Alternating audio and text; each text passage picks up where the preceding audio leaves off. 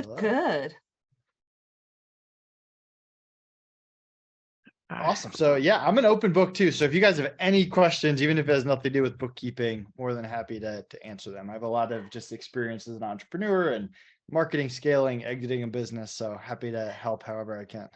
Yeah. Well, I mean, I was, one of the things that I was, I've been super fascinated with your journey is sort of like your operational prowess, if it were, right? Because you're going into like I mean, I think they're sexy, but a lot of people don't think they're sexy, right? It's like the unsexy parts of like really scaling like the unsexy parts of a business, right? So with Free Up, like your ability to have like grown that in a market where at the time it was, like the Upworks and like the Filipino like VA stuff was growing, right? And you were able to do it like from the US, right? Like, or at least have like a US base. And I thought that was really fascinating of kind of like this disruption inside of, a somewhat extremely needed yet unsexy yet sort of untenable situation where people like, like everyone talks about like, oh, I need VAs or I need additional help. And it doesn't matter if they're solo or if they're like an 8-9 figure business, you still need kind of like, kind of those super junior individuals that can help, right? And Right. now going into bookkeeping, a little bit of the same jam, right? Because it's a I'm always like, you got to make sure your books are reconciled. We got to get the data as quickly as possible, yada, yada, yada. And so being able to do this, and I'm also just super curious about kind of like the marketing blueprint that you're saying that works, right? So the, kind of the journey, the pros and cons, what does it look like to exit, to restart something? I'm super curious. And I figured I'll ask a couple questions and I'll open it up to the group. So when you're going from one business, right? You sold it or you're exiting, whatever that exit looks like, right? Because not all exits are pretty. So right, you're done with that. And then you're starting a new business. What, compared to someone who's starting a business for the first time, right? Because now there's all these things that you've learned, right, that work and may not work again. What is it that you bring with you from an operations and systems standpoint where you're like, all right, this really works. We're just going to start this because we're going to lay it out like this because I don't want to fuck with everything else that didn't work. So I'm curious to know from that standpoint, like what do you bring with you? All right, so a lot of topics there. Let's see if I can ramble for a little bit and touch upon all of them. So quick background on me. I've never had a real job outside of a few internships in college and high school. I started a textbook buying business when I was in college, when I was 20, competing against my school bookstore. I created a referral program. Before I knew it, I had lines out the door of people trying to sell me their books, to the point where I got a cease and desist letter from my college telling me to knock it off. And my parents were both teachers. Getting kicked out of college was not a great option. So I pivoted. I had this Amazon account. This was 2008, 2009. And I started experimenting, selling other products, doing drop shipping years before I even knew it was called drop shipping. Essentially, I went to all these US manufacturers and said, hey, you guys don't know anything about e-commerce. I'm good at selling products on Amazon. You keep my credit card on file. I'll get you sales. You ship the product where I tell you to. And they love that. So before I knew it, I was running this multi-million-dollar business out of my college dorm room. And it became overwhelming very, very quickly. I remember my parents told me I should probably pay taxes. So I met with a CPA. And the first question that he asked me was, when are you going to hire your first person? And I kind of shrugged him off, like, why would I do that? That's money out of my pocket. They're going to steal my ideas. They're going to hurt my business. I can do this 7 days a week forever, like whatever, all the typical entrepreneur excuses. And he just laughed in my face and said, you're going to learn this lesson on your own. Sure enough, my first busy season comes around and I just get destroyed. I'm working 60 plus hours a week. My grades plummet. I have no social life. And I busted to kind of get through to January. And when I finally get there, I think to myself, man, I can never let that happen again. I need to start hiring people. And I don't know anything about hiring. I'm 20, post a job on Facebook. This guy in my business law class, it says, hey, I need a job. Hire him on the spot without interviewing him. And that ended up being one of my best hires. He's my business partner, Connor. We've been working together forever. So that was super lucky. But there I am thinking, man, this hiring thing is easy. You post a job, someone shows up, your life becomes easier. And I just proceeded to make bad hire after bad hire after bad hire, quickly realizing that college kids were not very reliable. And a buddy of mine introduced me to the world of virtual assistants. And I knew nothing about hiring people from the Philippines. A large learning curve. Took me a few years to really figure it out, which I can talk about in a bit. But once we did, that was a game changer. We had what we called our VA army of people doing everything for this Amazon business: customer service, working with suppliers, changing pricing, listing products, all of this. And then Amazon started to become harder. They started to change their algorithm. All these Amazon courses came out, all these Amazon softwares, more and more sellers came out. And so while we sold 25 million over a 6-7 year period, we tapped out around 5 to 6 million. But those last few years, 1 year we would do 2, the next year we do 1.5, then we go back up to 2. And we were just kind of going in circles, competing, just adapting to Amazon's changes instead of actually growing a business, which became old very, very quickly. Meanwhile, all these sellers came about and they struggled to hire, just like I had struggled to hire for my Amazon business. So we started to offer these VAs and freelancers to these Amazon sellers, which became FreeUp. And this was exciting for us because we got to have our own website. We got to have our own brand. We weren't depending on Amazon to send us customers, and it didn't have Amazon who could shut us down any day for any reason. But with that, we had to learn how to market. We didn't know anything about marketing. So we had to learn SEO and partnerships and affiliates and everything to kind of drive traffic to our website. And that's really when we figured out our organic marketing blueprint, which is a combination of going on podcasts, finding affiliates in your space to promote you, having influencers in your space, having an affiliate program that's actually enticing. Like we paid out 50 cents an hour, 50 cents for every hour that was billed to someone forever, which doesn't sound like a lot, but if someone's working 40 hours a week, that's 50 cents every hour. And we were paying out hundreds of thousands of dollars every year in affiliate money. Content swaps with people. You and I were chatting about this before, getting backlinks and stuff like that. And I'm missing one of them. There's another one I'll circle back on, but it's five essential parts of the organic marketing blueprint: podcasts, partnerships, affiliates, influencers. I'll come back to the last one there. But so essentially we had to learn marketing from the ground up. And we grew FreeUp from a $5,000 investment to doing $1 million in the first year, 5 in the second, 9 in the third, and 10 or 12 in the fourth before being acquired. And one of our clients actually reached out to us and said, "Hey, we like FreeUp. We use FreeUp. We like the VA freelancer space. We buy companies. We don't start companies. Would you be interested in being acquired?" And we kind of heard them out, and they ended up making us an offer. And one of the best decisions that really helped us with FreeUp and helped us pass due diligence is we hired a bookkeeper from day one of FreeUp. We kind of learned from the Amazon business where we tried doing bookkeeping ourselves. We tried to dump it on our CPA at the end of the year before realizing, hey, we need books done every single month. So with FreeUp, before we were even profitable, we hired a bookkeeper, made good decisions every month based on what the numbers were telling us. And then when we got to the sale, we had 4 years of immaculate books going back to the first day to help us pass. And this was the most stressful 6 months of my life. You wake up every day thinking that the deal's going to fall through, what bad could happen. You're waiting on lawyers. For us, it's the biggest moment of our life. For lawyers, it's just another Tuesday. They go on vacation. They've got other things going on.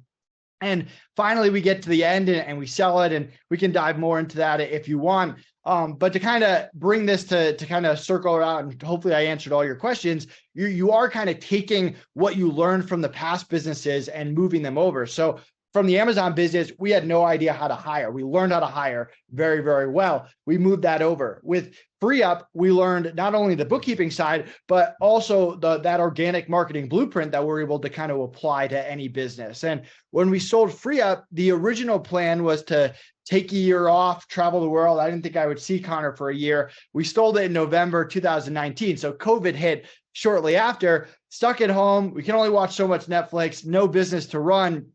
And a buddy of mine said, hey, what if you teach people your hiring process? So we created Outsource School, our course, our membership that teaches people how we interview, onboard, train, and manage people. And like anything else, we launch a minimum viable product. With FreeUp, we gave people free hours of VAs, and if they hated it, we'd move on to something else. With Amazon, we drop ship some baby products. If people that ask for refunds, refund them, move on. And same thing with Outsource School. If people didn't find value in it, we don't need it, we'll refund you and move on. But people really liked it, and that turned into a nice income stream for us. And then we spent the next year brainstorming what we want to do next with a lot of bad ideas. And eventually we kind of circled back to what you said, the unsexy parts. Hey, we did hiring. What about bookkeeping? We know how important bookkeeping was to making good decisions and exiting the company. So let's launch a bookkeeping business, accounts balance for agencies.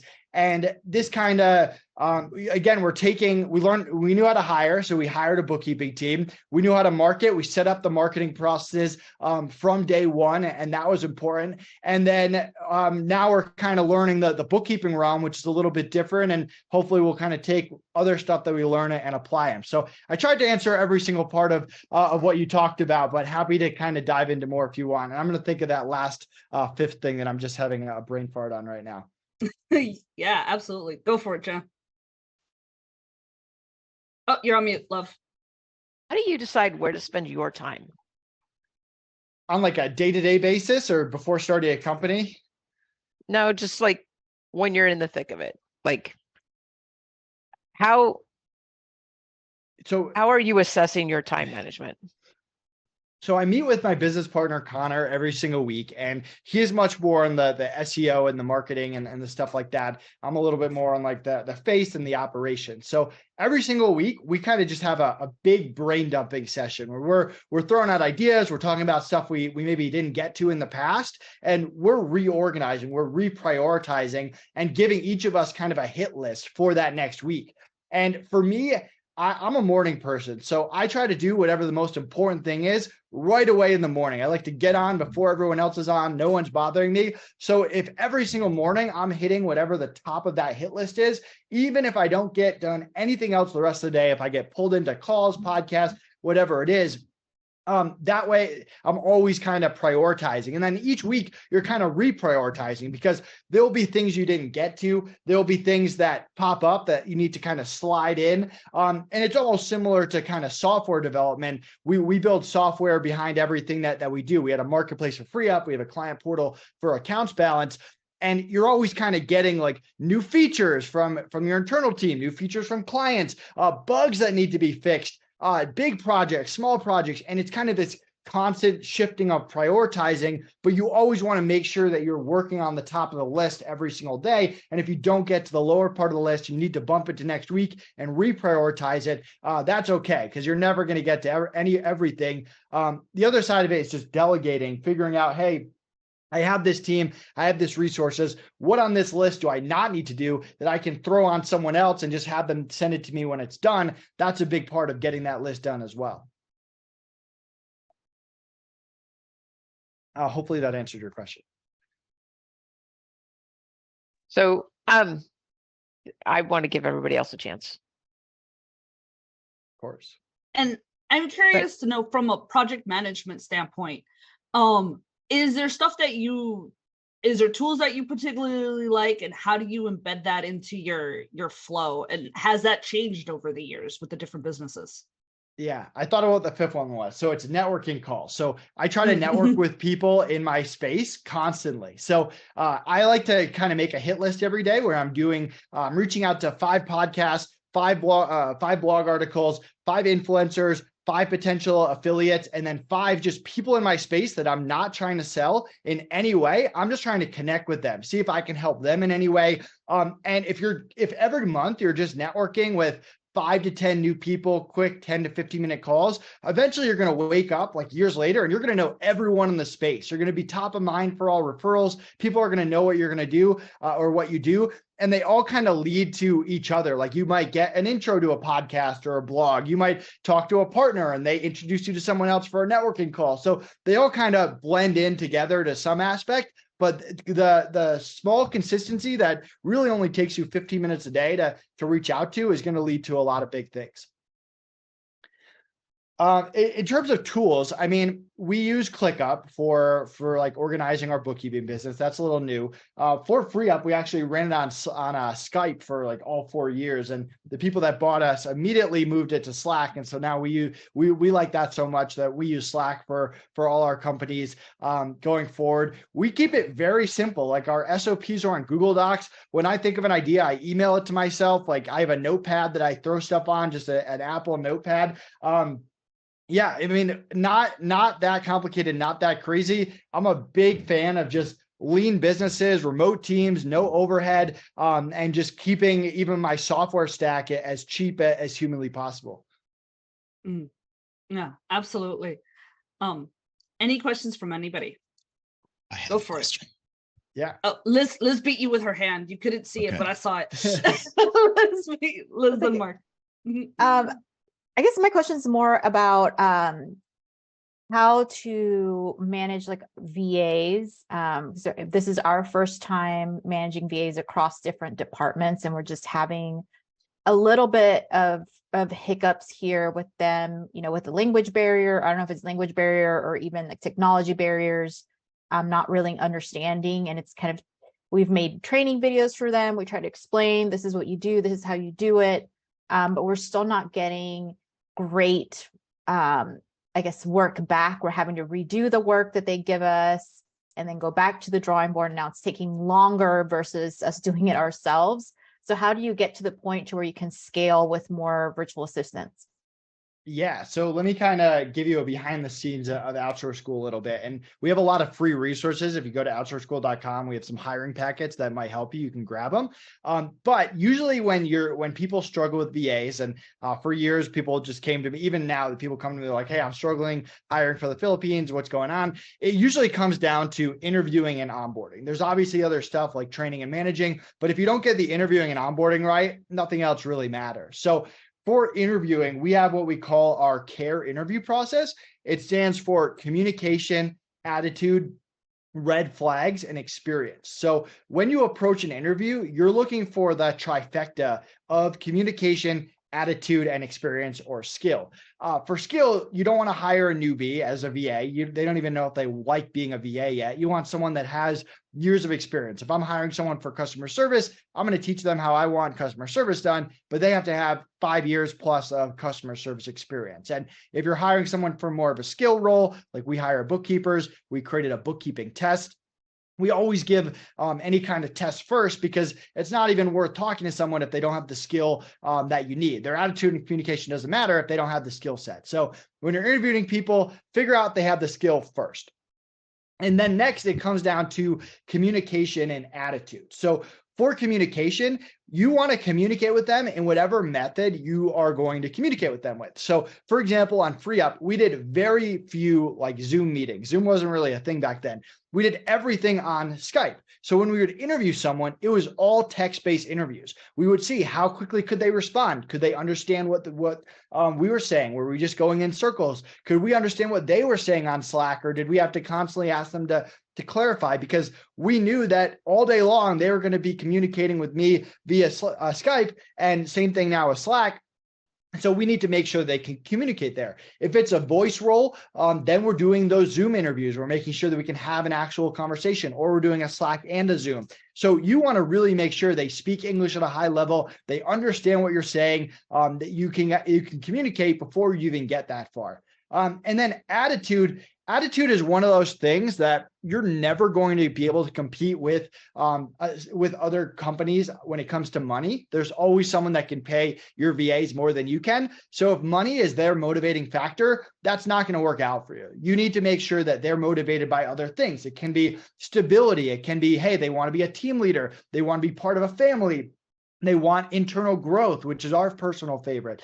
So we want to find out what actually motivates people and surround questions around that to find that out. And then during an interview, a lot of people, when they're interviewing, they try to look for like the right answers. And I once took a college class on how to BS interviews. Essentially, people know how to BS interviews. What you really want to do is look for the red flags. What is this person telling me that shows me that they don't have the skill that I need, they don't have the communication that I'm going to need, or they don't have the attitude that I want in my company? And that's how you really should approach interviews. I'll pause there for a second before I go to onboarding. And I know that's kind of a high level overview.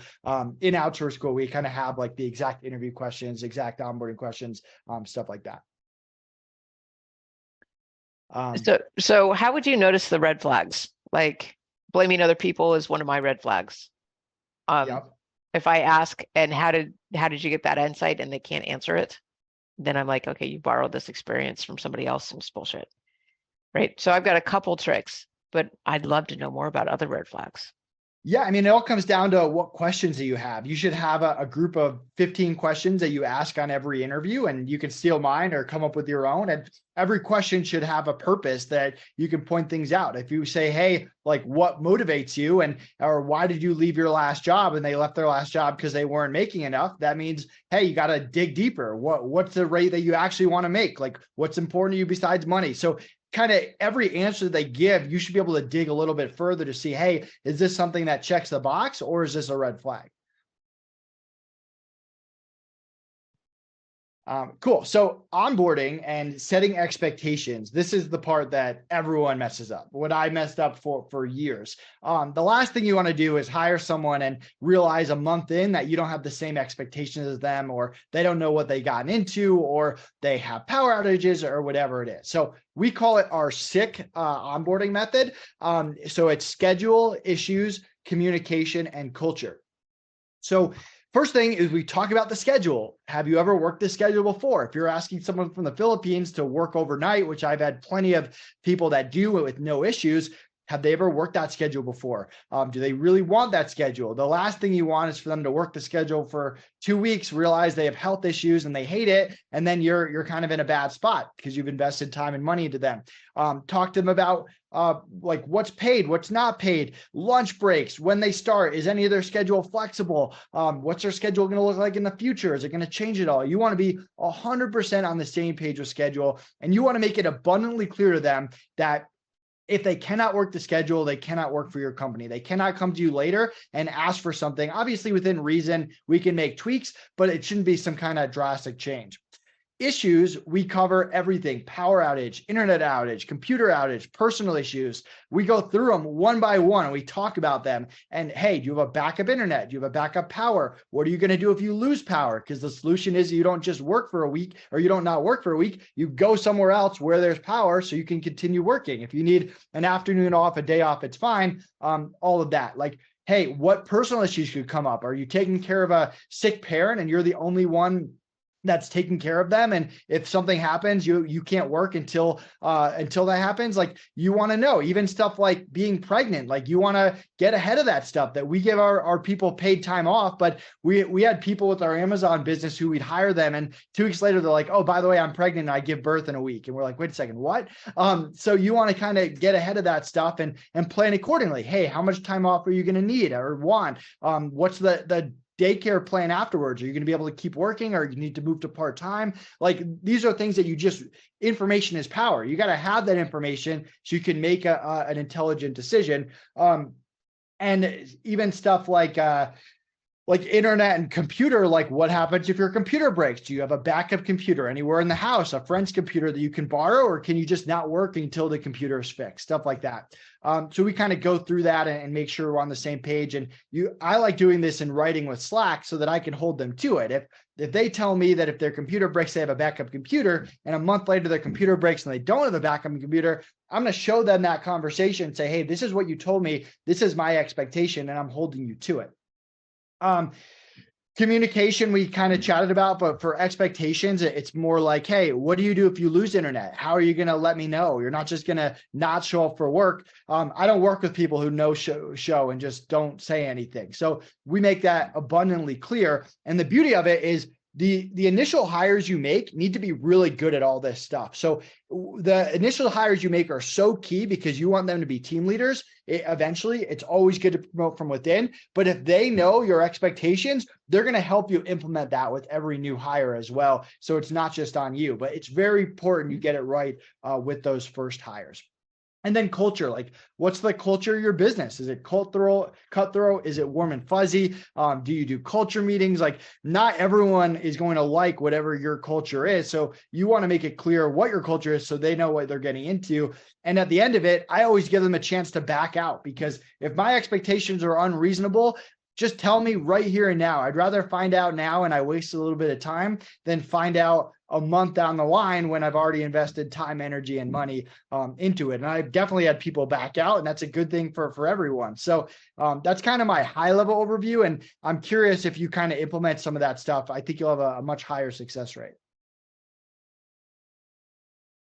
Cool. I know we're here to talk more about bookkeeping, but hopefully that was helpful.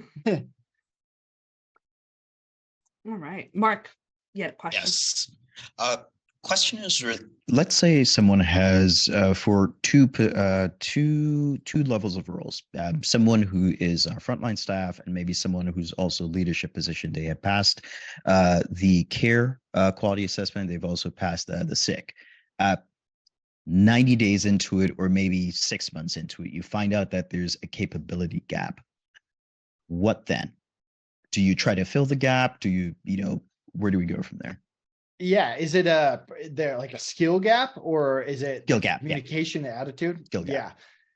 So that's why it's important to ask them like what their experience is and kind of hold them to it. I mean, if they just completely lied about their experience, that's something that you might want to, like, your goal is to figure it out in week 1, 2, and 3, and not like 90 days down the line. Like that's really the key. If you're figuring out that 3 months in, you have to change how you're vetting people and being on top of people. Like I kind of look at it as it's on me to figure that out early, because it costs time and money and all that kind of stuff. I also, it's kind of that trifecta. You need to figure out, hey, does this person have a great communication, great attitude, but they're a B player when it comes to skill? Are they a C player when it comes to skill? Are they an A player, but they're lacking on communication? If someone has the potential to be an A player, I'm going to give them more leniency. I'm going to be able to try to dig in and figure out what's going on. Hey, can we reset communication expectations, attitude expectations? If someone's like a C player skill-wise, and they're also not that great with communication, maybe they're okay with attitude, I'm trying to part ways with that person, because I'm not trying to bump them up on all different things. They have to be a high level on stuff. And then it also depends how long have they worked with you. If someone's been with you for 2 years and they were an A player and then they become a B player, I'm going to give them more leeway, because there's probably something going on. They're burnt out, they have a personal issue, whatever it is, and I'm going to try to dig deeper into it. So to kind of answer your question, if you get in there and the skill's not there, I would first say, hey, is the communication there? Is the attitude there? Assuming that it is, then it's on you to kind of vet that skill earlier inside your company, and don't let it get to that 90 days mark. And if they're lacking on skill and they're lacking on the other two stuff, that's a pretty good sign that you didn't make the right hire. So additional context to that then, if I may, would be, it's a startup environment and you may not necessarily have clarity on the roles, and it's a fast growing company. And so maybe who you hired for, maybe maybe you're blowing through the 1 million mark, and now you're getting up to like 5 million or something. And so, because of the growth of the company, the role that they were originally in, you maybe hired right for like the 1 million level, but what's needed at the 5 million or 10 million level is a different set of capabilities and skills.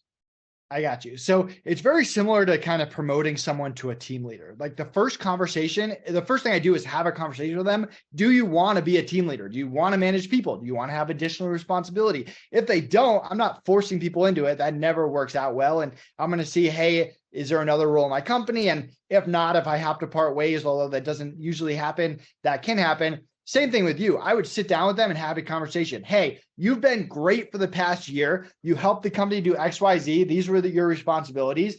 The company's grown. The company's changed. What worked before doesn't work now. In order to move you to a different role or keep you around or promote you or whatever the situation is, here's kind of what we're going to need from you now. And this might be different from what you've done. We're willing to train you. We're willing to help you, but this only works if you want this, if you think you're capable of it and you're willing to commit to it, and see how that conversation goes. And I wouldn't put them on the spot. I'd usually say, hey, think about it for a day, think about it for a week. Let's chat about it again. They might have questions for you that you didn't even think of. Hey, what does this mean? What are my expectations going to be for this? And you want to make sure you're giving them the full information, and then go from there. Because I'm always a proponent of promoting from within. It's cheaper. You get people to stick around with you longer. It's very risky to take someone from the outside and throw them into your bigger company and say, hey, you're now in control of these people who have been here longer, and you won't even know for a little bit whether they're good or not. It's way better to promote from within, but you got to have those conversations to see if they want it and if they're capable of it. Oh, thank you. No problem. Nathan, so a lot of our community members are about 7 figures, right? And so oftentimes I've seen people say like, oh, we just hired a CFO, or I'm getting a fractional CFO, or I'm getting a controller, but their books are not clean, right? So just like, you can't make data-driven decisions.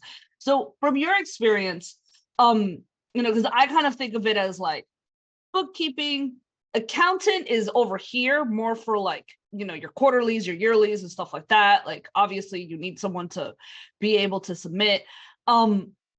Comptroller, CFO, like, where in sort of the maturity level of a business, do you think it's a good time to start to kind of climb up that financial measurement ladder, if it were? Yeah, so let's kind of break this down. You got accounting, which is the bubble of everything. And then accounting is really 3 parts. You got the CPA, the tax person. They're there to decide what formation you should be, S Corp, C Corp. Don't ask your bookkeeper that. Go to your tax person. They're there for strategic tax planning. They're there for actually filing your taxes. Then you got your bookkeeper. And I kind of mentioned like bookkeeping. If you want to sell your company, you need good bookkeeping. If you want investment or funding, you need good bookkeeping. Yes, it also makes tax season less stressful, but the majority of entrepreneurs don't sell their company, don't get investment, don't get funding. The real reason to do monthly bookkeeping is to make good decisions every single month. You should have a process in place where your bookkeeper, or the month ends by the 15th of the month or earlier, you get income statement, balance sheet, cash flow, and then you have a finance meeting on your calendar that you run every single month. You don't miss it for any reason. And you're going through your income statement, your balance sheet, your cash flow. If anyone wants my agenda, I'll throw it down here for you. And this is an important meeting. This is how you're going to get to know your numbers. You're going to compare this month to last month, this month to the same month last year. And a lot of people are jumping the gun, like you kind of said, getting that CFO, getting that additional person when they don't really have that bookkeeping process, and they're not even taking the time to look at their numbers every single month. To me, that third piece, we mentioned CPA, bookkeeper, the first 2, CFO is that third piece, full-time, fractional, outsourced, whatever it is. That usually comes into play when you get bigger, after you have a bookkeeping process, once you understand your numbers a bit, but you still need that additional help. You might need help cash flow forecasting because you're more seasonal, or you might need help making business decisions based on future sales numbers. That's a job for that CFO. So if I'm being honest, I ran a $12 million business. I'm not a CPA. I'm not a bookkeeper, even though I own 2 bookkeeping brands. We did not hire a CFO. It was necessary. We understood our numbers. We made decisions on our numbers. There's plenty of situations where it does become necessary, but you can't skip the step of setting up bookkeeping and understanding your own numbers.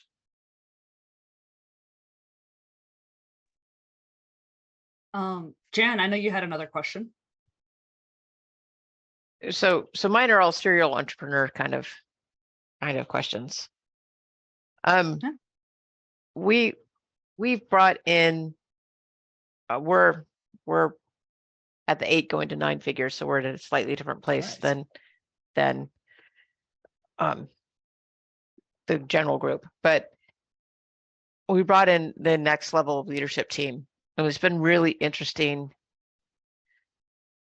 process of getting them to take ownership of an area in its entirety and actually understand how it all works.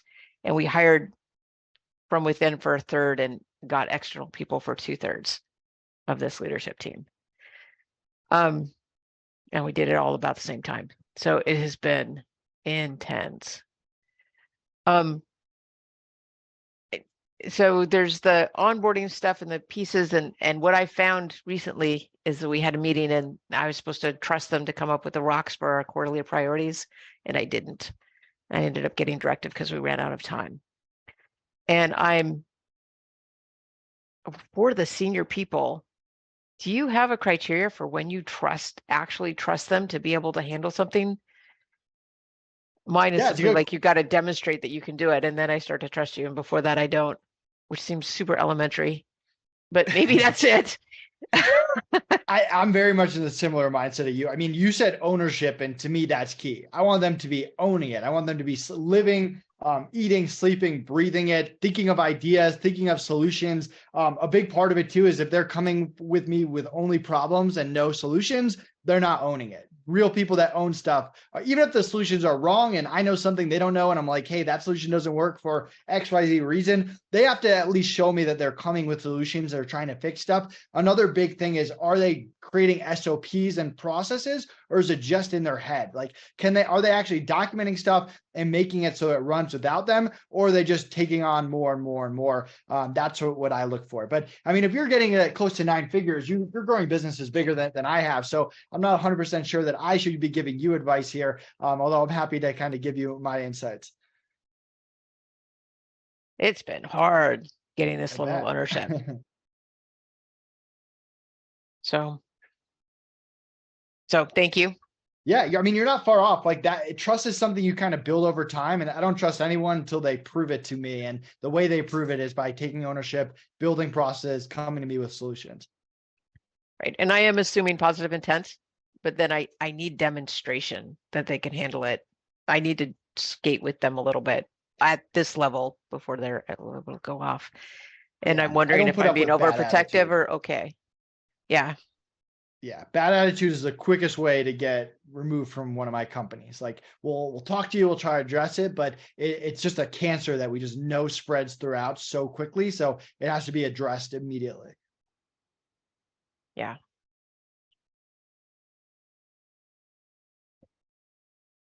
I feel pretty good about how we do our accounting stuff specifically. How are you guys doing on your accounting? Confidence. Shasta. Elizabeth. It's pretty good. It's just for us, it's just a matter of receiving it by the 15th because they do our accounting and CPA stuff. But whenever there's tax season or whenever there's something else going on and they have deadlines, it just takes us way longer to get those numbers, and that's a little bit frustrating on our end. But I know finding a good accountant / bookkeeper is really tough, and they're one of the best ones in like our area. Is just the timing is just what sucks. Yeah, I have these presentations or like common mistakes, and I'm a big fan of separating CPA and bookkeeper for that reason. I mean, CPAs, they have their own deadlines, so they struggle to just be on monthly, which you want just on autopilot. They can be more expensive, and they a lot of times do reports in a way that's right from a tax standpoint, but not necessarily easy to read and make decisions on from a business standpoint. So there are CPA firms obviously that are very good at it, but it's definitely something to look out for. Yeah, and I'm just really big on making sure, and I know Shasta, you and I have talked about this, like getting your books cleaned as quickly as possible so that you don't have a lag in decision making, right? Because for me, the most irritating thing when I'm looking at our clients' numbers is the lag to decision, right? It's the opportunity to be able to like see your numbers, see what's real, versus what we think is going to happen within a month's time. So that's a huge deal, at least for me. And my financial background, I'm like, I want really clean data. I feel like when there's too much of a lag, it becomes, even if you're doing it monthly, it's a little bit of you're dealing with like fuzzy data. And so it's hard to make clear decisions with fuzzy data. Is how I think about it. Yeah, I agree. Yeah. Any other questions that we have? Do you have any pro tips on leading indicators? So we have a services and a licenses business, so we always know what our licenses is. But our sales all happen on the last day of the month. So we have no idea what's happening on there. And then we've got time entered, but that's it. Do you have any other leading indicators for? I don't think so. I've never run a business like that. Like FreeUp was billing weekly. Our bookkeeping business, we bill on the first of the month. So it's kind of the opposite. We bill them up front. So we kind of know what client work we're doing for that month coming up. I'm not sure if I'm an expert there to help. If you send me a message on LinkedIn or something with some kind of blurb on like what you're struggling with or more info, and I have a lot of people in my network, and there's probably someone way more qualified than me that maybe I can connect you with. I think it's a hard problem. Yeah. And that might get more into like that CFO, like forecasting person as well.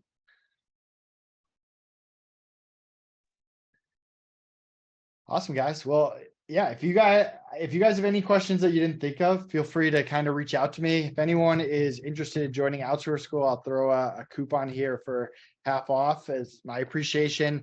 If anyone's interested in accounts balance, 2 months of free bookkeeping's on me. And if I can help you in any way that has nothing to do with bookkeeping and hiring, feel free to reach out to me anytime. Love just helping entrepreneurs. Yeah. Does anyone have any last questions? Are we good? I had one question on your strategic partnerships.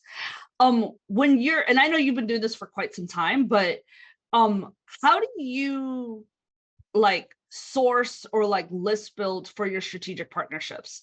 Because I always find that, and I think a couple of people here are doing strategic partnerships, and that's always somewhat nebulous for some and very algorithmic for others. So I was curious how you go about it. Yeah. So first of all, I look for at a high level, I look for people in the same space that have the same audience, that do something completely different than what I do. So like for FreeUp, we targeted Amazon sellers. So we went after Amazon software companies. We didn't do Amazon software. We only provided VAs. They didn't provide VAs. Pretty good fit. We only do bookkeeping, in this case for agencies. So this community is obviously a good fit, stuff like that. And then I eliminate anyone that has any kind of like unethical thing that I don't want to be associated with. Like there's some guy in the Amazon community that got in trouble with Amazon or like the Justice Department or whatever, not trying to do that, or anyone trying to like sell get rich quick schemes or automated businesses. Like I just stay far away from anything that's even a little bit sketchy. And then, I mean, in terms of like actually finding them, I use a lot of social media and I'm scrolling and I'm looking for people. I'm also using connections of connections. So if I know someone's a really good influence in their space, I'm going to go on their LinkedIn. I'm going to say, who are they connected with? And I'm going to do a deep dive into there. And chances are they're connected with other high people in the space that I'm not connected with. So that's the easiest place to start. And then as you network with people, I ask for introductions, and it's it doesn't take much to get your 5 a day. Okay, very cool. Well, thank you so much for that. All right, everybody, I will put the resources in Kajabi so you guys can have that in the future. And then thank you so much, Nathan. Really appreciate you. And Yeah, Nathan, you are so enthusiastic and an amazing entrepreneur. It just oozes from you, your passion for all of this. So I love seeing that. Hopefully I didn't talk too fast for you guys. No, we're good. We're all fast talkers, so you're great. All right. Thanks so much, everybody. Have a great weekend and happy Mother's Day to those of you. All right. Thanks, ciao. guys. Bye.